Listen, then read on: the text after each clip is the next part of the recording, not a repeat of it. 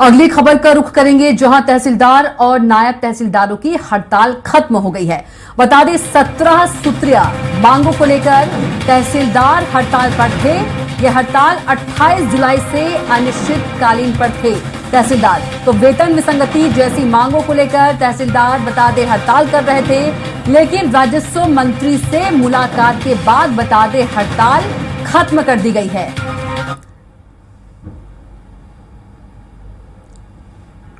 तो 17 सूत्रीय मांगों को लेकर बता दें तहसीलदार जो है 28 जुलाई से हड़ताल कर रहे थे और आज राजस्व मंत्री से मिलने के बाद, मुलाकात के बाद, आश्वासन के बाद तहसीलदारों ने हड़ताल जो है वो खत्म कर दी है।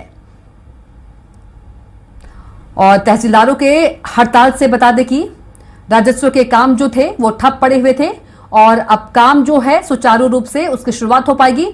और इसी खबर पर ज्यादा जानकारी के साथ रायपुर संवाददाता दिलीप साहू हमारे साथ सीधे जुड़ गए हैं।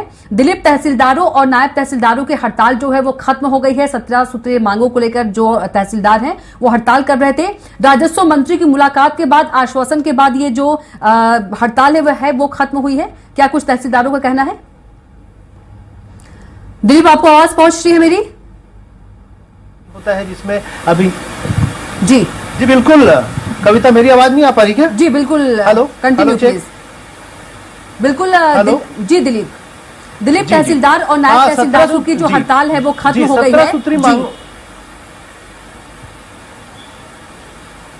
जी बिल्कुल, 17 सूत्री मांगों को लेकर यह हड़ताल चल रही थी, जिसमें आज तहसीलदारों की राजस्व मंत्री टंकराम वर्मा के साथ ही साथ उनके राजस्व सचिव, सामान्य विभाग के, प्रशासन विभाग के सचिव और आपदा प्रबंधन विभाग के सचिव के साथ एक बड़ी बैठक हुई थी। टंकराम वर्मा जो मंत्री है, राजस्व मंत्री, उनके निवास कार्यालय में। और उस बैठक में जो तहसीलदारों के जो संघ के जो प्रतिनिधि है वो प्रतिनिधि भी आए हुए थे और उनके साथ फिर एक चर्चा हुई और संघ का कहना है कि एक सार्थक बातचीत हुई है सरकार के साथ। उनकी जो 17 सूत्री मांगे हैं उनमें से बहुत सारे मांगों को पूर्ण करने की एक सहमति सरकार की ओर से दी गई है, जिसके आधार पर यह हड़ताल अभी स्थगित की गई है। उन्होंने कहा कि पूरी तरह खत्म नहीं हुई है, अभी स्थगित की गई है।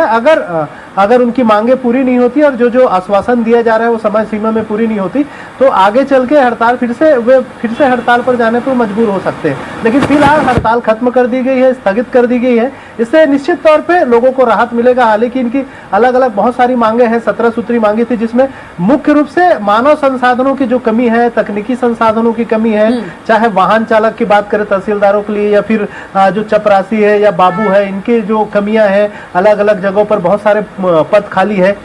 इसके अलावा जो तकनीकी संसाधनों की कमी है, जहां पर जो चीजें होनी चाहिए वो नहीं है और बहुत सारे इनको कार्य रहते हैं, लेकिन तकनीकी संसाधनों के अभाव की वजह से वह कार्य समय सीमा पर नहीं हो पाते। तो उन्होंने ये भी शर्त रखी है कि अगर संसाधन जल्दी मुहैया नहीं कराया जाए तो अगर काम में शिथिलता आती है तो इसके लिए तहसीलदार या जो अधिकारी वो जवाब देनी होगी, बल्कि इसके लिए प्रशासन ही जिम्मेदार होगा। इस तरह के उन्होंने अपनी शर्तों के साथ इस हड़ताल को स्थगित की है। साथ ही साथ पदोन्नति का जो मामला आता है, तहसीलदार से जो डिप्टी कलेक्टर बनाए जाते हैं, इसको लेकर भी उन्होंने एक शर्त रखी कि जो है 50-50 इसको सीधी भर्ती से 50% और पदोन्नति से 50% भरे जाए, ताकि जो तहसीलदार हैं उनको भी पदोन्नति का अवसर मिले। इस तरह की कुछ शर्तें इन लोग रखी थी सरकार के सामने और उन शर्तों पर एक सार्थक चर्चा हुई है। इनका कहना है कि सार्थक चर्चा और सार्थक आश्वासन के बाद यह हड़ताल स्थगित की गई है और आने वाले समय में देखना होगा कि कब तक इनकी जो मांगे हैं इसको सरकार जिस तरह से आश्वासन दी उसको पूरे कर पाती है,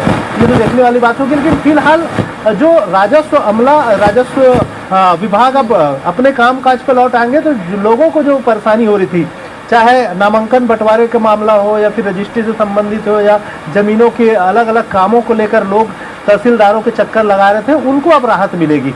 निश्चित तौर पे अब लोगों को इनकी हड़ताल खत्म होने से अब कल से ही समझ जाओ, आज हड़ताल खत्म हुई तो कल से लोगों को राहत मिलना शुरू हो जाएगी। बिल्कुल दिलीप, छात्रों को भी काफी परेशानी हो रही थी। तमाम जानकारी के लिए आपका बहुत ही धन्यवाद।